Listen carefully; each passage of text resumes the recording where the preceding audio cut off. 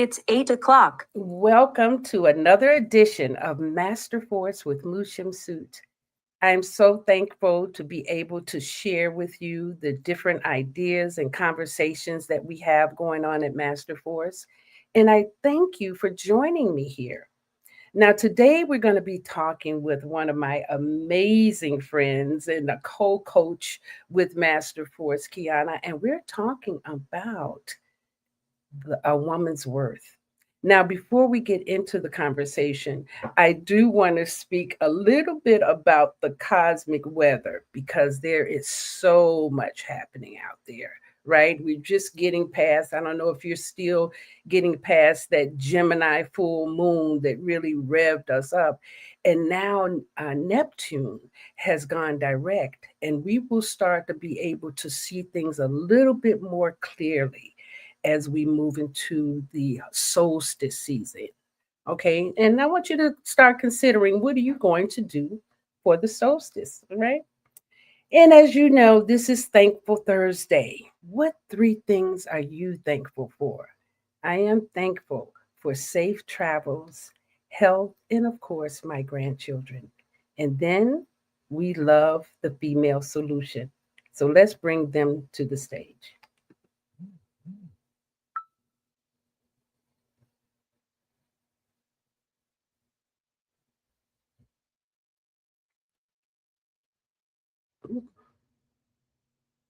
Why isn't that playing? I'm sorry about that. That should have played. That's my intro. Let's try it again. Okay, I'm having some technical issues this morning. I apologize for that.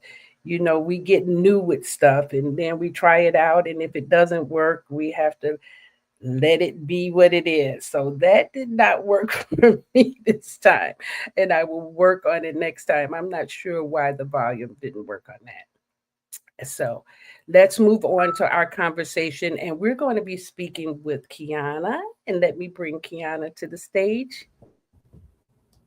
Good morning, Good Qiana. How are you? morning. Thank you I'm so good. much for joining me. I'm glad that we have a chance. We haven't spoken together like this in a while, right? Yes, yes. It's always good when we come together. I'm excited. I'm excited too. So, I want everyone to get an idea of who you are before we get into our topic. So, if you would just go ahead and kind of share, a little bit about your adventure. I like to talk about the different ways that you've contributed to Masterforce, but you contribute in a lot of places. So, let people know who you are and what you're up to. Hello, everybody. I am Qiana Thompson. I'm the owner of Evolve with Qiana. It's a solution focused therapy agency with 100% satisfaction in building quality, passionate relationships. And I am an executive life coach with a Master Force Academy. And yes, I have been in many spaces with Master Force. I have learned, I've also taught, I've also certified coaches for a Master Force. And I am a healer, I am a life coach, I am a licensed professional counselor, I'm a yoga instructor, and I do a lot. You do a lot, and you have done a lot. I mean, you have shared so much of your knowledge and your energy, right? And then you do readings, right? Yes, I do spiritual energy card readings. I go live once a week on Facebook. I'm expanding that to YouTube, Facebook, and TikTok. So if you follow me on any of those platforms, you'll see me going live every week, giving people card readings, a general card reading for everyone live. And it's a lot of fun. It's very inspirational. It's a lot of fun. We laugh a lot, we joke a lot, but we get some inspiration, motivation going too. Wonderful. And now we're actually going into a completely different conversation. We're going to be talking about a woman's worth. Now, when we first started getting through or sharing what we wanted to do with this conversation, what did you think about, as you were creating your thoughts around this, what came to mind for you about a woman's worth? The importance of it and the importance of decentering external influences. I think that was the biggest thing. I think that has been my journey. What is yet last year, like 2025, coming to the 2025 calendar year, but also just thinking about a woman's worth in from birth to wherever you are now, right? And looking back of all the things that you've done, accomplished, been through trauma, it's everything. And it's like really coming to a place of knowing what your worth is. Um, it's such an amazing process. So just thinking over everything, I was like, wow, this could be, this can be a very deep conversation because where my worth is today wasn't there 20 years ago, right? Mm, And vice versa, right? So every situation for women, every evolution, every change in space, you just learn a little bit more about yourself, but you learn a little bit more about women and sisterhood. And so it's just a beautiful process, I think, overall. So those were some of the things that was coming up for me. that's good. And it's interesting because I don't think we give ourselves permission to have that type of conversation, I right? agree. To, Mm-hmm. to even consider what is it that I can talk about and be about for myself to raise my own value. And it's not a value, right, about what other people think. That value is really who I see, right? What it is about myself. And it's important for us to do that kind of assessment because, like you said, otherwise we'll always be looking out here. We'll always be looking outside to see what's happening, right? Yes. Excellent. So now let's break this down a little bit, okay? Mm-hmm. Now we have the conversation about how we look and all that, and this has nothing to do with that conversation. This is more about the character. So we're going to look at the different archetypes, right? So you want to lay those archetypes out and then we'll break them down. So we are going to be looking at the strong Black woman, Black girl magic, the carefree Black girl, the angry Black woman, and the healer. Now, Qiana, which one of those would you say you've been? All of them. And where are you? So, Where are you today? that's a good question. I think I'm falling somewhere between the Black girl magic and the healer. I think I'm Mm, always the healer. I've been that, I think I've always been the healer. That's who I am. So I think I'm always falling in between that. it's kind of like you're embracing it. You're allowing yourself to embrace it. Is that Yeah. more what it is? Mm-hmm. Mm-hmm. Mm-hmm. And I've grown in it, right? So I've learned more things. You learn a little bit more of your magic. You learn a bit more of healing. And so, yeah, you continue to embrace it and just be more free, I guess. I think I'm in a very freeing space. Excellent. Yes. And when I was going through this and I was looking, I've always been that strong Black woman. I don't know if I don't know how not to be that. And I'm embracing that healer piece. But the angry Black woman is something that I had to learn to give myself permission for Mm. because I did not want to be seen again, that Mm-hmm. outside focus. I did not want to be seen as the angry Black woman, but sometimes it's appropriate. Yeah. It really is. It really is. We have to be angry sometimes. That's an emotion. That's a feeling, Yes. right? So Yes. yeah, it's definitely necessary. Yes. Otherwise, you end up internalizing that sickness for yourself. Exactly. And it shows up in other ways. It shows up in other ways.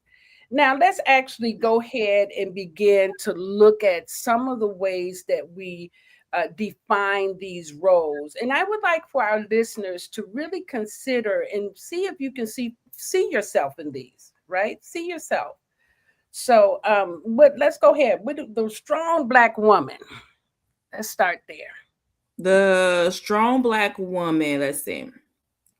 So the strong Black woman, I feel like this archetype for me, I think that it in some space or another, we probably start this one with our girls really young.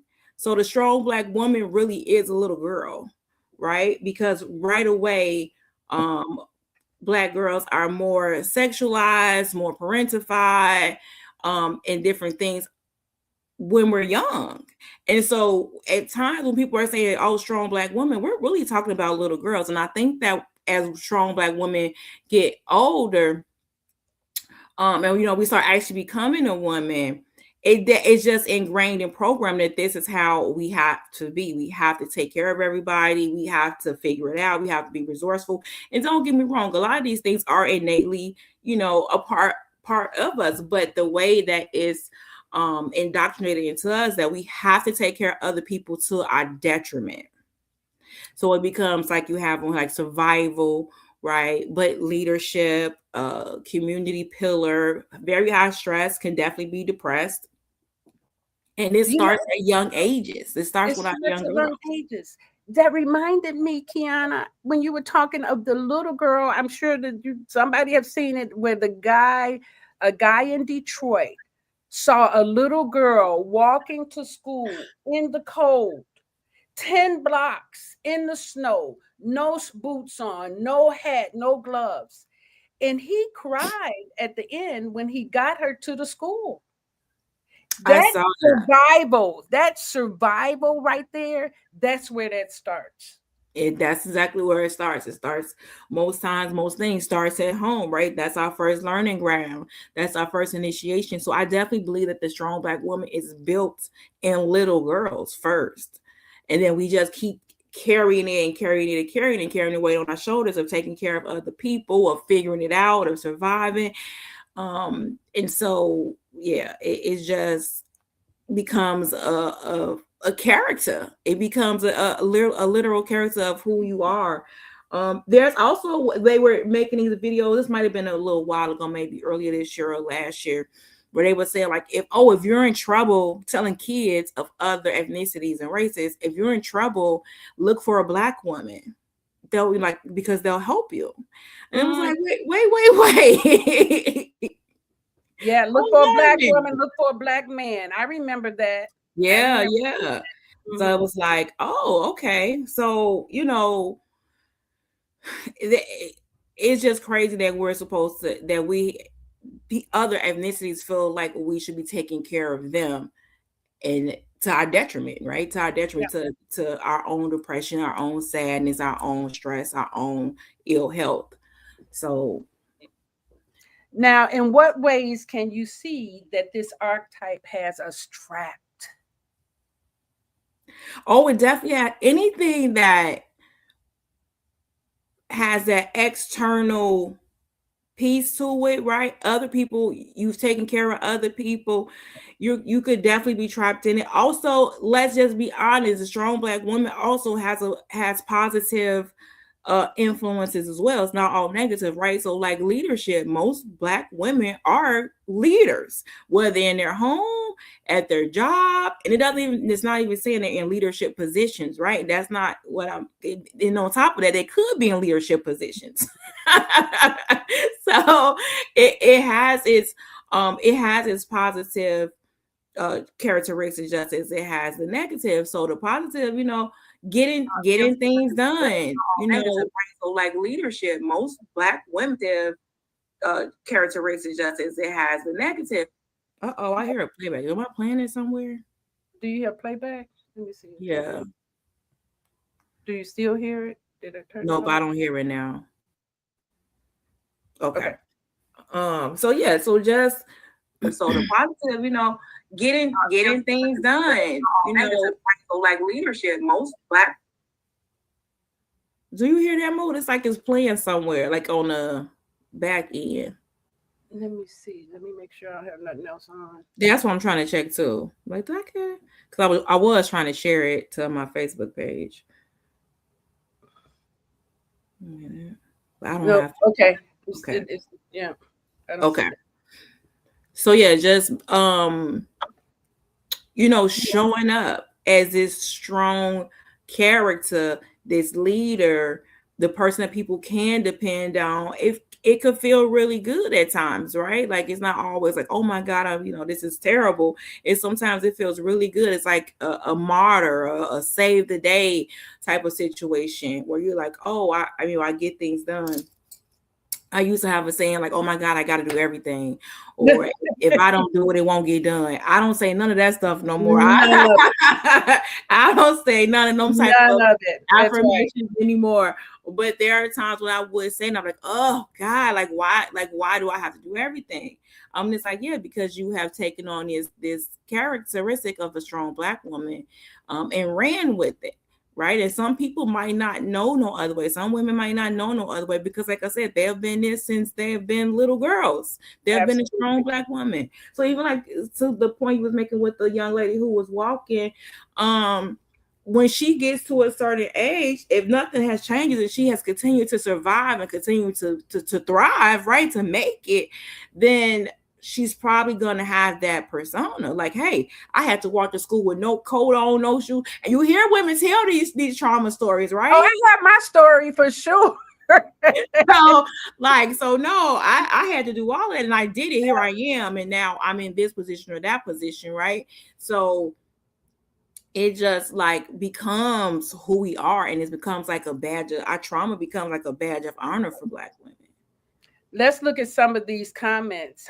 Higher Learning says, look for a Black woman is something we have allowed ourselves to become. But thanks to both of you, we can see ourselves clearly. And that's it, being able to choose how we show up and not like a have to. I don't have to. Yes. I'm not obligated to make sure that you actually win. I can support you if that's good mutually, but sometimes, like you said before, we go out of our way and to our detriment. We actually do help people. And yeah. And then Naima, she says, perhaps other ethnicities observing that Black women are more compassionate, the reason why they'll help others in trouble. Yes, absolutely, Naima. I agree. Our compassion, again, it can be to a fault. Yeah. However, when we're working with the Kemetic sciences, right? You know how we go through the different deities, and one of the deities is Heruka Huti. And Heruka Huti is about divine justice. And divine justice says that just because someone is asking for your help does not always mean you should help them. And the reason that is, and we have one of our sayings, no rescuing, because sometimes people need to go through things so that they can reach for what? God. They can reach for their source. They can get a connection strong enough to get them through life and not just rely on other people to do that. So sometimes, we have to allow people to go ahead and do it on their own, and stop rescuing. Yeah. So, yeah. That became my number one rule for life. No rescuing, because I'm also a mom. I have two young adults now, and so absolutely positively no rescuing. But the compassion, I wanted to come back, double back on that. I think that we are innately compassionate, wonderful, human, magical beings. I believe that wholeheartedly. The problem isn't the magic, the compassion of us. The problem is not giving it to ourselves first. One of the things that they tell you on an airplane, when a mask drop, you got to put your mask on first. Come on. Before you can help somebody else. So a lot of people know that we're compassionate people and think they should have access to that, but I can't give you access to my compassion until I first give it to myself and then choose to give it to you or not. That's right. And so I think that we have to learn to internalize that compassion more and be okay with every stage that we have been through, and not holding on to the trauma as a badge of honor, but just as what it is, initiation and learning lessons for you to be where you are today. That's right. Initiations and learning lessons. And that's exactly because everybody is here to do that. Yep. Yep. Everybody is here to do that, right? To initiate and learn lessons. Okay, let's go on to the next slide now. And we're going to actually get into um, the black girl magic because that really is kind of like where the high points are. Let's talk about that. So Black Girl Magic, I said it's one of the places that I feel like I'm in. And I think that every archetype started somewhere, and also every archetype has its ups and its downs depending on who you're talking to or what people are using that to do, right?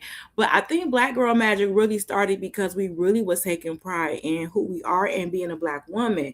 And there's been many times over the centuries where we have seen this come into fruition with embracing our hair, with fighting for, different women rights, with just becoming more independent as human beings and as women.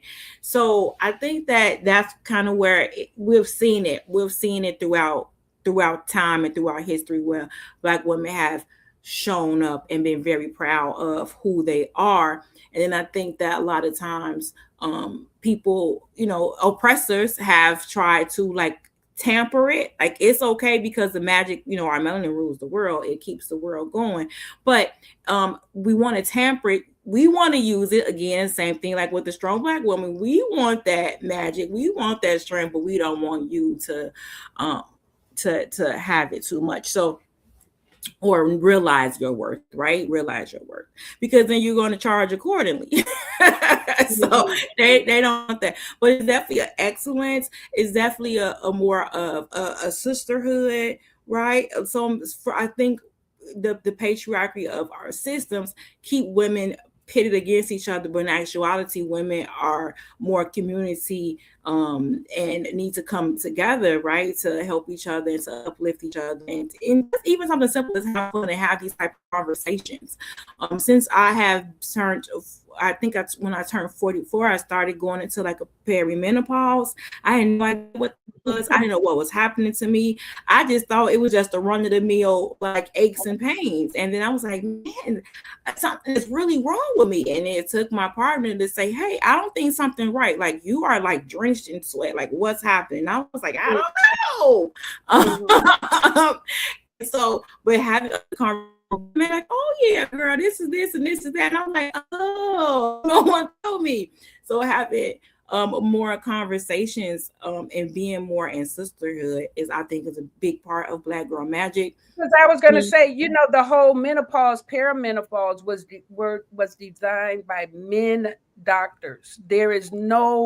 We do not pause.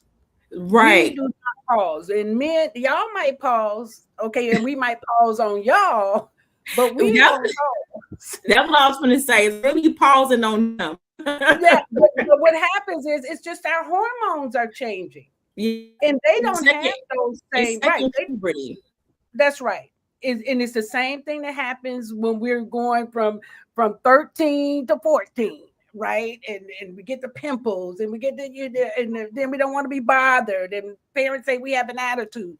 Well, the same thing happens as we get older when our body says, "Oh, we don't need any of these systems because we're not delivering children anymore. We're not having children." So, and the body starts moving it into a different place. Yes. So all you have to do is get you some fenugreek, some royal jelly, some wormwood. All of those things will make a difference. It's not menopause. Exactly. And so in having those conversations, like when you had told me something, I was like, oh, okay. And so other women were telling me things. And so now I have a whole supplement regimen. I know way more about it. I'm embracing it. I'm actually looking forward to it. It's exciting. I'm like, oh, this is exciting. It's another initiation. It's more wisdom.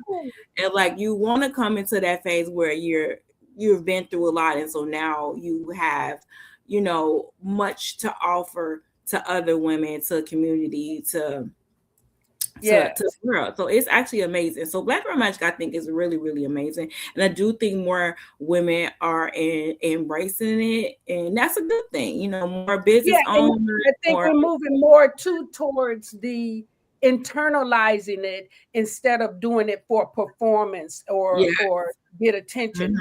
We really are looking for what is it about me that is about me, and not so much, hey, do you see me? You know, we're moving away from that a little bit. Yeah, we are. And it's so funny. Like when I have clients, when I see certain beautiful melanated women, before they even open their mouth, I'm like, okay, she probably got 4 degrees. She done had a business. She done probably. I already know. And then when they start talking, I'll be like, I knew it. I knew it. It never fails. Like it's like the magic of the Black woman is really amazing and it is captivating. So I do get, you know what I'm saying, the captivation of it, because I'm captivated by it. It really is like you already know this person is, you know, intelligence, right? Personified. So absolutely, it's wonderful. And then when we go to the carefree Black girl, now you said you find yourself there too, right? Yeah. I think that when I think of just carefree Black, I just think of someone that's able to have fun, right? Because a strong Black woman, she's not able to have fun. She has to be very responsible. Black Girl Magic, she actually doesn't get to have a whole lot of fun either. Because she's studying, she's going to school, she's getting degrees, she's starting in businesses, right? Like she's being excellent. So I feel like the carefree Black girl is the joy, right? It's the fun. It's the less, you know, even kind of like bohemian, right? Think like bohemian chic style where it's just free. It's just, they could do whatever. But they get a bad rep because people think that they're not responsible, right? Or they don't have responsibilities or a care in the world. You just don't have a care in the world. But I think that as Black women, we don't get to just have joy as little girls. We just, like, you know, I said earlier, like little girls don't just get to have carefree and, you know, time and just be joyful, right? They don't. We don't get that often, really depending on your upbringing, but 9 times out of 10, we just don't get that. And so it's nice to be in a space where you can completely have joy, completely not worry about what nobody else is thinking, dance like no one's watching, have good relationships with people, and have a good relationship with yourself. Yeah, absolutely. We have a comment here. Black women are the most educated group in America right now. Absolutely. And I dare to say we've always been. I know we're saying most educated because of people colleges, but I dare say we was that before we started going to their schools. Before we started paying that money. That's right. I agree. And then she also says, wait a minute. Oh yeah. So the herbs, yeah. So you want to get you some royal jelly, you want to get some primrose with black cohosh, use wormwood. What's some more? I can't think. Royal jelly, royal jelly, fenugreek. Yeah. Creatine. And all of those, creatine. Oh, definitely creatine. That will keep your muscles toned. Nothing like some strong. What did they say? They say that your aging starts in the thighs. Yeah, so aging starts in the thighs. So, all right, so we're gonna continue this conversation. I'm going to see if I can now play a commercial. So let's see it, and we'll be right back, guys. Leaders of nonprofits empowering worlds. Let's go. But the vision that God gave me, I felt that it was time for me to step out and work on the vision that God gave me. We need look no further. We have a unique voice. We have a unique talent pool.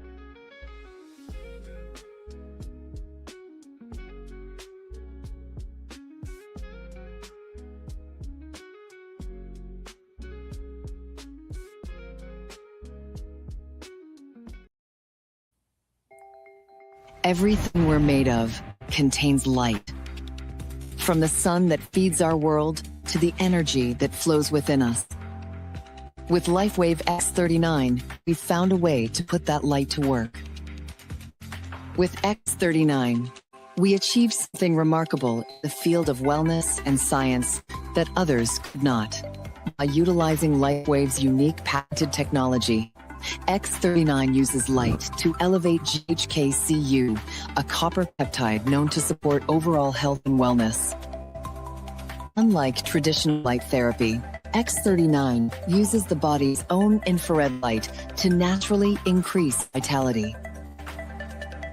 By gently stimulating the skin with light, our non-invasive, non-transdermal X39 patches help you conquer your active lifestyle and pave a new way to vibrant health. Wonderful. That sounds like an interesting product, doesn't it? Mm-hmm. It does. Okay, well, let's continue. We have a couple of more of these to get through. Here's my favorite, the angry Black woman. I know, excuse me, I know when they first started playing The Real Housewives, Mm-hmm. I was so irritated by that, display. Like, that's not how we act. What do you? So Yeah. let's go ahead and talk about the angry Black woman.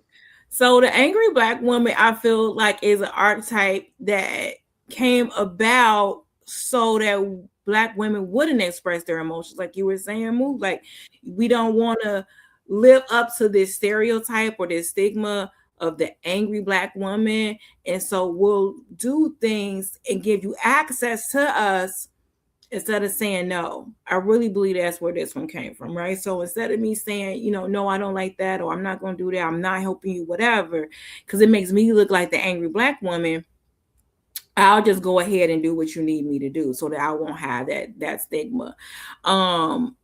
It's definitely used to silence, right? Just be quiet. Just don't say nothing. Just hold it in. And what we find that when we hold these in, especially angry words, we get a lot of throat infections, got to get our tonsil removed. Our gateways are closed up, our lips. So then we get ill. We can start spewing out negativity. I've been around women who you like, whoa, what's wrong? Hey, where is this coming from? It's just because they have been internalizing their anger for so long. Think about women who have been internalized since they were little girls, having to be strong women. They can definitely turn into an angry Black woman eventually if they're steadily being suppressed, and suppressing themselves eventually, right? So it definitely creates a fear of speaking up. And I think that it's really one of those unfair characteristics. Emotions are human, and so we get to not be human. It's one of the things. Not be human. Yeah. Yes. Get a lot.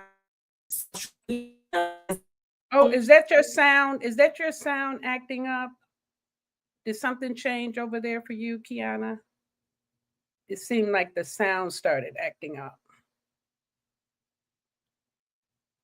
Can you hear me, Qiana? Let's see what's going on here. Maybe her sound. But I can't hear you. Okay, can you hear me now? Yes. Is that? I can hear you. Can you hear me? Okay. Yes. Okay. The angry Black woman. Okay. I'm sorry, the sound threw me off. I was like, wait, what's happening? Right. Oh, there's something happening over there. Is it your internet maybe? Yeah, it's doing something weird. And I don't even know why. Hold on, let me just move like. It could be the weather. I mean, we're in the wintertime in Chicago. You are. Yeah, right? It's been snowing and raining and all type of stuff.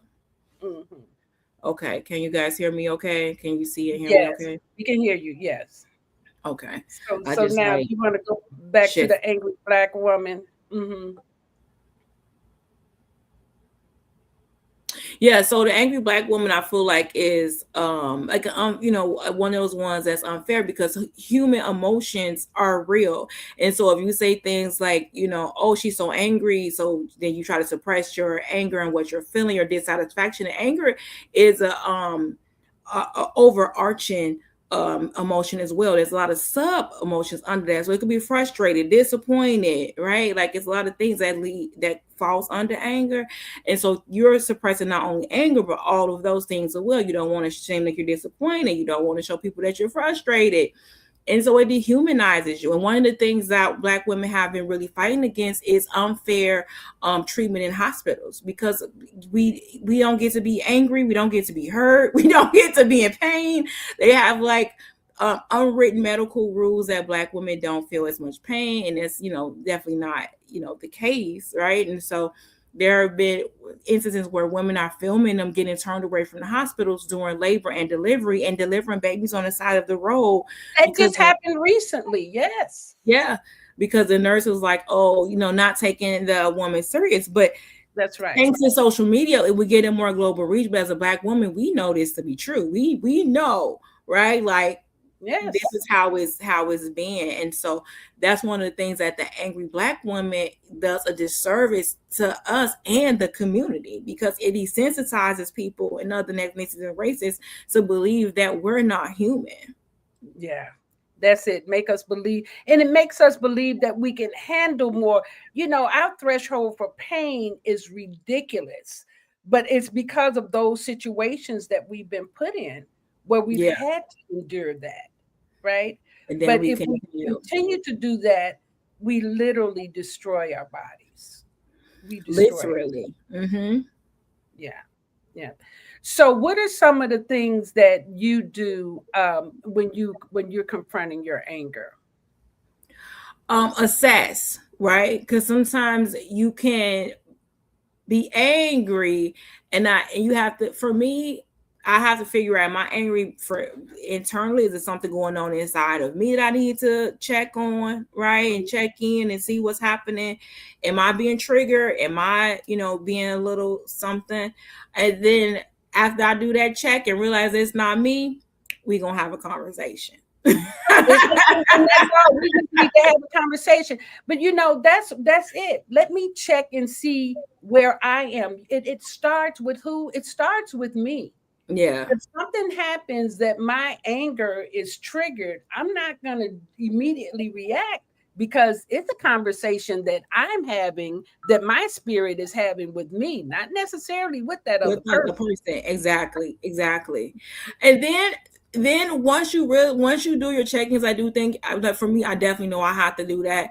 But then too, I had to learn to trust my feelings, right? And so that's a process that, because if you've been suppressing them and things like that, your feelings, your intuition, then you won't have a great self-relationship with your emotions, because your emotions are telling you things. So you have to start trusting that. And so now I can, a lot of times, especially with microaggressions, they're like, you don't feel like, you just being an angry Black woman. Like, no, I felt what I felt, and you said, you meant what you said.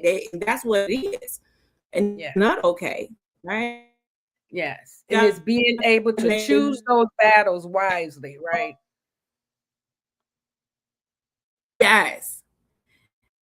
Yeah, because everybody doesn't deserve our, because I'm not going to spend so much time educating you if you're not necessarily a contribution to my world, so I don't have to, approach everything because I'm upset about it. No, and then if it's on, you have to have your boundaries. And I think that's super important to me. And I'm not letting nobody cross them boundaries. So if I trust myself and I feel what I feel and I know what I know, I'm going to set a boundary. I'm not going to teach you nothing. Yeah. I'm going to set this boundary and teach you how I'm going to stand on it. That's what I'm going to teach you. And that might be a lesson they need to know, right? Maybe they have problems with boundaries and maybe they don't know. That could be the lesson. But I'm not, I'm not going to teach you about microaggression. I'm not going to teach you why what you did was wrong or nothing like that. But what I am going to teach you is that you can't do it to me. Yeah. And depending on what it is, I'm going to tell you, don't do it to other Black women either. Like, don't And do it to then no. don't do it to anybody. Learn how to deal with your stuff. Because that's usually, most people do what? Project. Exactly. So now let's go to our favorite one, the healer.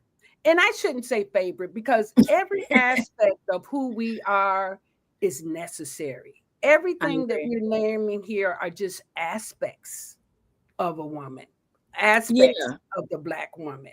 And we get to choose any one of those 24 hours a day. The thing is to not stay stuck in one of them. Give yourself full range. So now let's talk about the healer, because that's one that seems to miss a lot in our community. Yeah, the healer, I think, goes back to, being persecuted for having any type of intelligence when it comes to nature.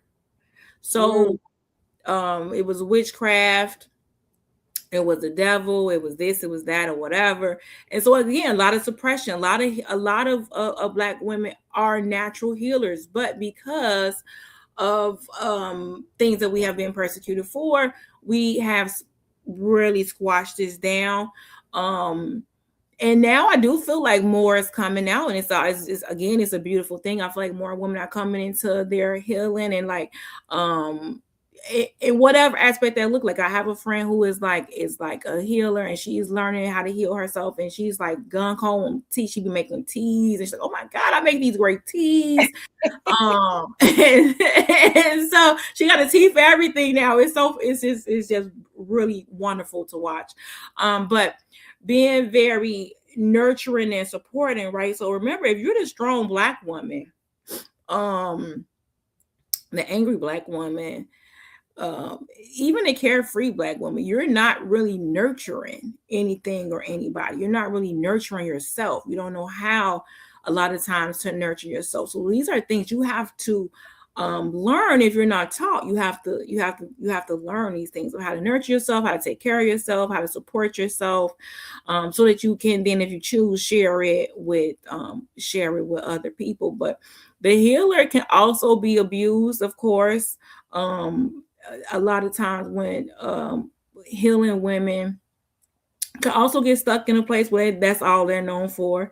And I'm not that type of healer. And you don't get access to me just because I'm a healer either. I feel like healers need to cut themselves off even more so from access, and be very protective of it, because people will continue to try to pull if you let them, if you don't have boundaries. And you have to first take care and nurture yourself before you can do anything with anybody else. Yeah, that's a really good point that you made, that even though we have access to those other aspects, we're not nurturing ourselves. It's not sustainable to always be the angry Black woman, to always be carefree, to always be in Black girl magic, simply because we don't have the downtime. Nurturing requires you to do what? Be still. Be quiet. Yeah. So now when you're looking, and I love that you spoke about your friend being a healer, and we all have that, right? We all have the ability to heal, but how do we access that? How do we get to that? Ooh, you okay over there? Sorry, excuse me. Yeah. I've had the craziest winter allergies. Yeah, that's But how do you access it? You have to go within. You definitely have to go within. I know y'all like, what the heck does that mean? Sit down, be quiet somewhere, okay? And think about your life. Think about the things that you have done. Think about the things that you have learned. Think about the things that you have been through. And then you will start to see you've already been accessing it. You've already been using it. I told the story all the time. When I was about 8 years old, I had a throat infection. And I would say the throat chakra, the throat infections. As a child, you have been told to shut up. Too much. You right. talk too much. Yep. Shut up, please, and thank you. Sit down somewhere and shut up. Yep. And so angry words got bid back. And so, but I figured out real early on that I didn't like to take medicine. Yeah. There's a time and place for everything, but I also knew just innately that I could heal myself. And so I remember my mom gave me some like penicillin. I hated it. I was like, ugh, this is gross. I don't want it. I don't want it no more. And the next day, like 2 days later, I wasn't taking no more. So you're supposed to take it for like 7 days or something else. She gave me it one time. And I was like, oh no, I'm not doing that. And then I got better. I healed myself. I was like, yeah. And so I knew from a very, very early on that I could heal if I needed that I needed to, right? But I didn't tap into that until years later, right? Like, so you already are, is what I'm saying. You already are access. You already have everything that you need inside of you. Mm-hmm. And you just have to sometimes go back and look and think like, oh, right. I remember I had broke a bone when I was a kid and I just jumped back up and kept playing. Right. I fell off a bike before, cut my whole leg up. I probably needed stitches and everything. I don't even know. And to this day, there's no scar, there's no nothing. I was a kid, right, at this time. So looking back and going, oh, right. I already have this. I already do it. So now let's tap in intentionally. Now, once you go back and look over and see all the great healing that you have done, whether it was emotional healing, right? You had to cry yourself to sleep sometimes. If you whatever, you should look back and go, oh, I made it through that. Oh, right. Because I was tapping into a resource that I couldn't name, right? But it was in me. It was in you. And that's it. Because we don't have the name for it, or the names that we were given for it were so negative that we didn't look at that. But now we actually get to see, all we have to do is discover it. Right, by sitting still, being quiet, and really, if we have something happening with us, if we just fast for 3 days, it usually will start clearing it out. Yeah, I'm fasting now. I just started yesterday. I'm doing an actual complete fast. Oh, well, that's probably what all that is too. Yeah, all it is. I've just been drinking tea, unsweetened, different teas, water. Yes. Yeah. Now, Qiana, we've looked at these different facets of the Black woman, and I know that you've been in the corporate arena. Can you see how these have played out? Have you had any experiences seeing these played out in the different jobs that you've had over time? Oh yeah. I've been working since I was 13. I'm now 47, so how many years? Yes, and since I was 8. So yes. Yes, I definitely have seen all of them play out for me in my life. And I remember because I used to in a different life, I was an accountant. I worked in accounting and things, right? So now I can't even. I'm like, I don't know nothing about no numbers. You can't even write. It's so funny. Like I really did work in that. Don't tell me about assets and debits. I don't want to do nothing. I don't want to hear nothing about it. But I did work there for a long time, and I didn't like the politics of it, the day in and day out. Just not so much the job. Well, the job was kind of boring too, but not so much the job though. But the atmosphere, the environment, the things that people would say to me, and I did. The microaggressions that I didn't know about in my 20s versus now at 47, right? So now I understand and I know to trust myself with these things. And so, yeah, I was like, I'm never working in corporate. I'm never doing that ever again. And so I went back to school and became a counselor.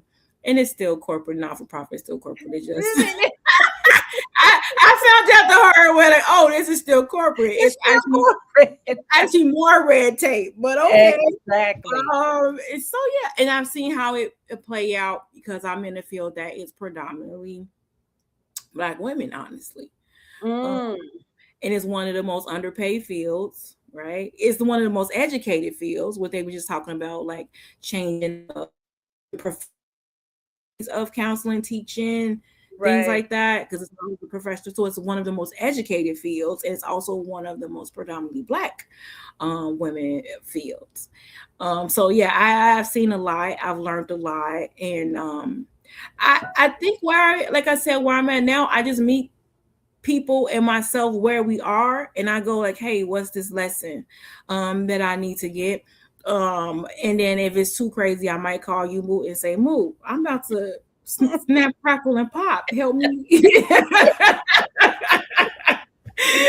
And you'll be like, okay, now what's the lesson you're supposed to be getting? What have you coming up for you before you go right in? You go right in. I'm like, ooh, okay, help me, because I'm ready to be like, because it is rough, right? It can be hard sometimes, and we are human, and we do have feelings, and we are smart, and we do get sad. We are happy. So we have all of the emotions that everybody else have. We have them too. And so I definitely think having people that get your spirituality, having people that get having fun, having people that get being said, surrounded by you. And that's why I said that sisterhood community is so important. I have so many sisterhoods and so much community, because it's just a beautiful space to be in.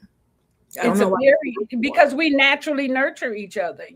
I was thinking about the work that we did, I think probably about 10 years ago, when we were talking about tumors, and how usually tumors, fibroid tumors, and all those cysts, they usually show up on women of color, right? So not just Black women, but women, of different nationalities, but they have a lot of more melanin, right? Mm-hmm. And when we looked at Louise Hayes, one of the things that we realized is that tumors come from not feeling like your gifts are accepted.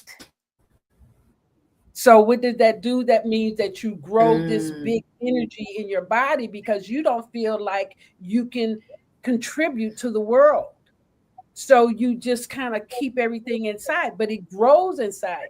So one of the things that we have to do is to really learn how to give our gifts regardless to if people want them or not. Mm-hmm. That's where the suppression lies. It's like, nope, I don't want that. And so if they don't want it, we just go back and we kind of, like you said, we suppress it, we sulk inside and that. And then our bodies just take it on. But it's our soul trying to tell us, no, get out there and give yourself. It's a gift. That means you give it. Share it. Mm-hmm. Share it. And don't worry about, because we already know that all of those things that the system is rigged to do, it doesn't have to affect me. Exactly. So what are some of the things that you do in the corporate arena to keep yourself in the giving, when there's no acknowledgement of your skills, your gifts? How do you stay there? So sometimes it's not easy, right? But my Black girl magic, right, is to do all things in excellence, whether no one is watching or not, right? And so at the end of the day, I know that I have to lead by example. This is my purpose. I have to lead by example. That Queen of Spades. Yeah, exactly. And I have to show up every single day for myself. I have to show up. And so if I am helping people and I have to show up every day, I have to take care of myself. Yes. And you just never know. A lot of my clients will say things like, I feel so much better after talking to you. I was so, I didn't know what to expect, or I was so worried. But just they talk about they feel better in their life, their situation. Absolutely. I help people with transitions a lot. So that's right. Career, divorce, motherhood, perimenopause, whatever that next thing, whatever you're going through, that transition piece, that's where I found I help a lot of people. So I just have to keep remembering that it's not about me or that person per se, and it's about the purpose. It's about my contribution to the world. And even if it's just a good morning, because I cut my computer on and said good morning to somebody, if that was what I was supposed to do today, then great. Good. I'm showing up. Even when Yeah, even when I don't want to, and even taking the time to be like, okay, I need to fast. I need to create some stem cells. I got to heal some things, and like being honest with myself and go, okay, you doing too much. Slow down and show up for yourself, right? So taking the time to make the tea, taking the time to have these conversations, taking the time to take a nap. I told my friend, I said, I do nothing all day and I took a nap. Like, yes. That is so important because I was hanging out with some of my girlfriends last week, and I was telling them, I said, we have been made to feel guilty when we're doing nothing, so much to the point that we can't do nothing, Yeah, it's like, oh my God, I'm not doing. And one of the things with all of the archetypes, even in Carefree, they're doing something all the time. Doing. Yes. The healer, the Carefree, the angry black, the strong, all of them are always doing. They're never just being. Yes. And so we have to learn how to just be and flow. And now, like I said, I've come to a place where I'm just doing just that every day. I just like, okay, let's see what's happening today, right? And then I just see what's happening. But I get to be and show up how I need to show up every single day, and I just go with it. What are some of your spiritual tools as we get down to the last few minutes of our conversation? What are some of the? Oh, wait a minute. Here you go. The ancestors are smiling today because you queens are healing the planet. Oh, one conversation at a time. Thank you, Ashe. Thank you. Thank you for watching and listening. Absolutely. Appreciate everybody listening in. Thank you. Yes. Some of the tools, I have a lot, and I go back and forth between which ones. Right now, because I'm doing some healing, I've been really tapping into my binaural beats. Yes. My frequencies. I've been tapping and music too. So I've been doing binaural beats and music because I don't know. I was into like just some happy music and I just felt better. So I was like, so I've been tapping into music and frequencies. Journaling is always gonna be huge for me. Affirmations and journaling is in my toolbox. Nutrition. Making sure number one. That's right. Mm-hmm. Good teas, good things like that, drinking good water, sleep, because I'm such a insomniac. I can be too. Yes. No, I'm like, I'm going to sleep. I've been really, because sleep is where you heal. And so if you have to do healing work and you're a healer, you need to sleep. You need to be getting your, they say you 8 hours, but if you're a healer, you may need 12, and that's okay. You may need 16. Take a nap. That's right. Yeah, get what you need. So healing, and then coaching, of course, making sure that I'm checking in with myself and seeing what I need and making sure I'm giving it to myself as much as possible. Wonderful. Now, as we come to a close at the conversation of a woman's worth, one of the things that I've come to appreciate, that no one on this planet can pay me what I'm worth. There is no way that you can pay me the value of my time, the value of my knowledge, the value of my attention or my energy. Yeah. So you do not get to judge my worth. And that's where we have to get to. You do not get to determine my worth. It's all inside of who I say that I am and the contribution that I bring. Now, when I say that to you, does that sound valid? Yeah, 100% it does. And when you put a dollar amount on your worth, I think you cheapen it, right? Yes. So you can put a dollar amount of compensation for, a service or something like that. But your worth is not a dollar amount, right? Like that's man-made construct. Even money itself is a man-made construct. So if you put in that to your worth, that's external. And so again, you need to really do some shifting and refocusing to see what your value and worth is to you. And like you said, nobody can afford you.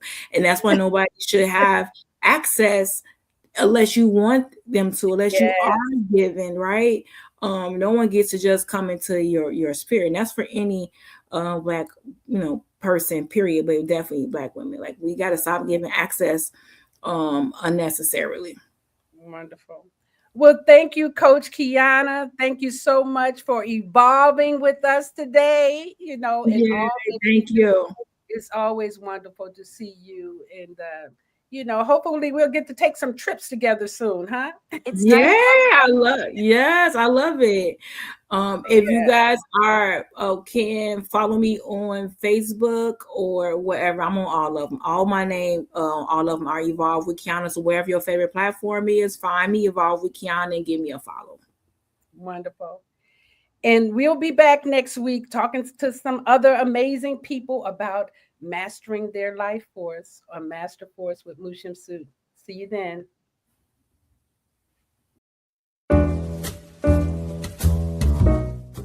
We've come to the end of our show today. If you missed any broadcasts, go to our website for the audio and video archives at www.thefemalesolution.com. On behalf of our team of radio hosts, I'd like to thank all of you who participated in today's discussions. And to our global family joining us from all around the world, we say thank you. To our family in China, xie xie. India, zhanyavad. Japan, arigato. Korea, kamsamnida. Russia, spasiba. Germany, danke. Poland, dziękuję. France, merci. Spain, gracias. Italy, grazie. Egypt, shukran. Ghana, madasi. Nigeria, eshe. South Africa, Ngiabonga. Senegal, Jaref. Kenya, Asante. Israel, Toda. Pakistan, Shukriya. Afghanistan, Tashakur. Saudi Arabia and Palestine, Shukran. Assalamu alaikum wa rahmatullahi wa barakatuhu. Thank you, and may peace be upon you and the mercy of God and God's blessings.